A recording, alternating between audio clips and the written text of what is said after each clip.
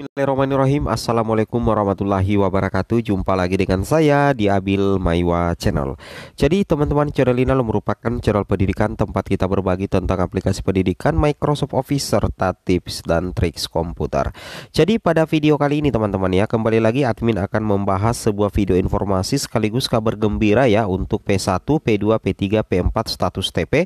Di sini hari ini Bapak Ibu ya, ada pengumuman penting ya 3 Agustus hari ini ya, ada pengumuman penting hari ini tanggal 3 Agustus perihal P3K 2023 yang tentunya ini sangat terkait dengan peluang lulus ya guru honorer P1, P2, P3, P4, P3K guru 2023 ya, terkait titik terang untuk penempatan P1 pastinya Bapak Ibu ya. Tapi sebelum kita lanjut, bagi rekan-rekan guru yang baru pertama kali menemukan channel ini, jangan lupa tekan tombol subscribe-nya dan aktifkan lonceng notifikasinya agar setiap hari Bapak Ibu bisa mendapatkan update informasi terbaru seputar perkembangan P3K Guru. Baik, langsung saja tutup poin ke informasi. Nah, di sini Bapak Ibu ya, sebagaimana dengan adanya surat edaran ya, di sini untuk surat edaran hari ini, di sini dikatakan ya bahwasanya dalam rangka persiapan pelaksanaan pengadaan ASN tahun 2023 di lingkungan instansi pemerintah, kami bermaksud menyelenggarakan rapat koordinasi persiapan pengadaan ASN tahun 2023 yang akan dilaksanakan pada hari Kamis Bapak Ibu ya, 3 Agustus 2023. Jadi hari ini Bapak Ibu. Hari ini itu berlangsung rapat koordinasi persiapan pengadaan ASN tahun anggaran 2023 ya, yang mana mengundang hampir 500 pemerintah daerah se-Indonesia.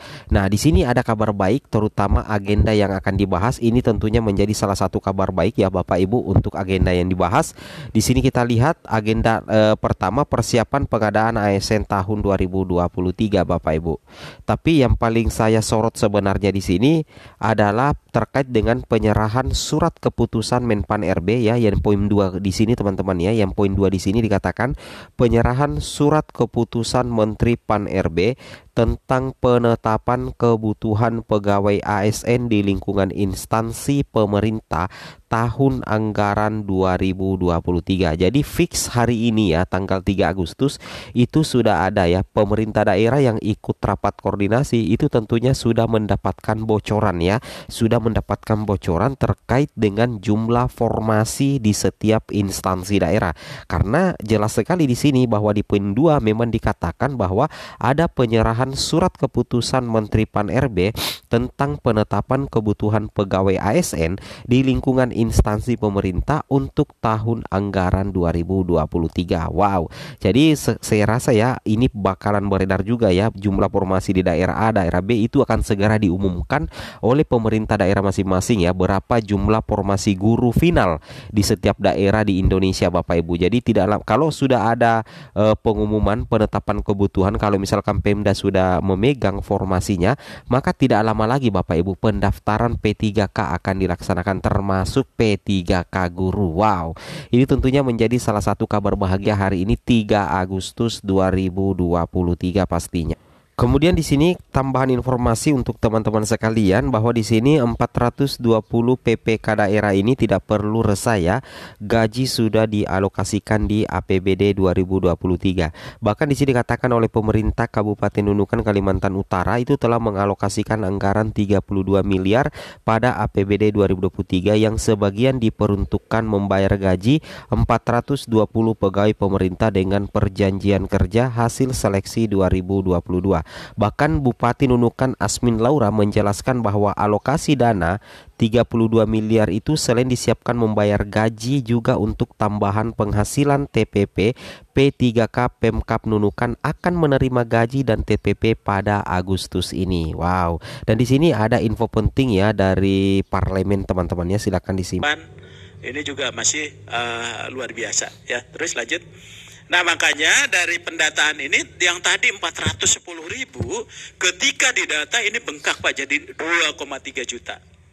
Ya, jadi yang tersembunyi itu keluar semua tuh. Ya. Nah, oleh sebab itu Bapak Ibu sekalian, kenapa pendataan ini dilakukan? Pertama, Bapak Ibu sekalian, kita ingin mengetahui berapa sih potensinya. Sebetulnya bukan asumsinya dengan pendataan ini akan serta-merta diangkat, tapi kita harus tahu dong potensinya. berapa sih jumlah sesungguhnya, sehingga ketika ada kebijakan pemerintah ada basis datanya. Bayangkan kita ngomong diangkat, tapi kita nggak pernah tahu tuh berapa jumlahnya. Iya kan? Ini juga 2,3 belum tentu loh Pak, karena ada juga yang tidak terdata. Saya yakin ini selesaikan masih akan muncul. Berapa jumlahnya kita juga nggak tahu. Ya yang tahu mungkin Tuhan yang Maha Kuasa Pak. Jadi sulit juga nih kita berapa jumlahnya.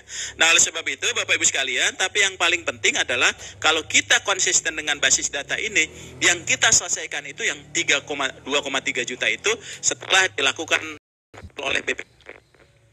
Ya jadi jangan-jangan SPTJM-nya palsu nih. Kasihan yang orang kerja beneran. Itu juga penting Pak. Jadi prinsip keadilan juga kalau menurut saya itu jadi penting gitu ya. Jadi bukan semata-mata kita mengangkat, tapi prinsip keadilan juga penting. Nah ini dari jumlah ini. Nah oleh sebab itu tadi dengan beliau, dengan yang terhormat di Dewan gitu sudah menyatakan bahwa udah ini kita berjalan ini tapi hindari adanya PHK massal. Karena kalau ini juga kita lakukan maka tadi khawatir berdampak kepada pelayanan publik. Ya, kemudian pendapatan mereka juga harusnya tetap dong gitu ya. Kemudian juga tidak ada, tapi jangan ada pembengkakan anggaran yang tiba-tiba negara kinerjanya biasa-biasa aja ASN-nya, tapi uangnya bengkak. Nah, yang terakhir ada regulasinya yang memayungi itu.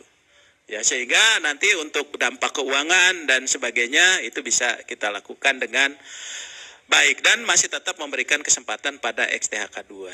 Terus lanjut ya.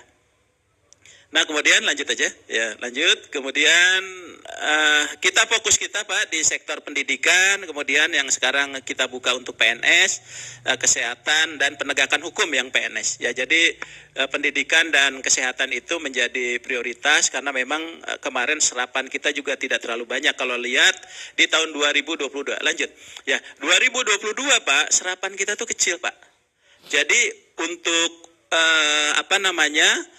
tenaga kesehatan, kemudian juga untuk guru, ya itu rata-rata hampir 80%.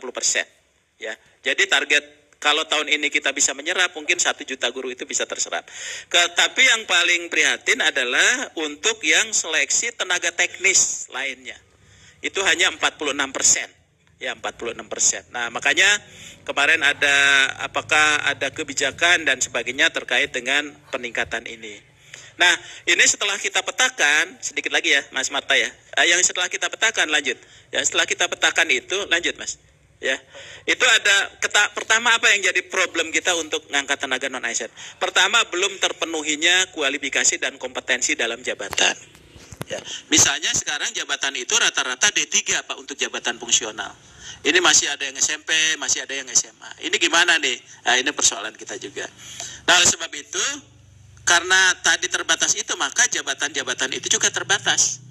Ya, jadi tidak semua bisa diisi oleh tenaga non ASN karena di undang-undang itu sudah dikunci. Ya, kemudian juga terbatasnya anggaran ya untuk pembayaran penghasilan P3K, rendahnya tingkat kelulusan P3K. Jadi kita buka yang lulus itu sedikit, padahal sudah kita afirmasi, bahkan sampai 40%. Ya bahkan kita berikan nilai-nilai tambahan, seleksi tambahan dan sebagainya. Nah kemudian yang keempat adalah tidak ada standar seleksi. Ketika saya menyeleksi di Pemda, itu asal aja tuh. Coba kalau di awal mereka merekrut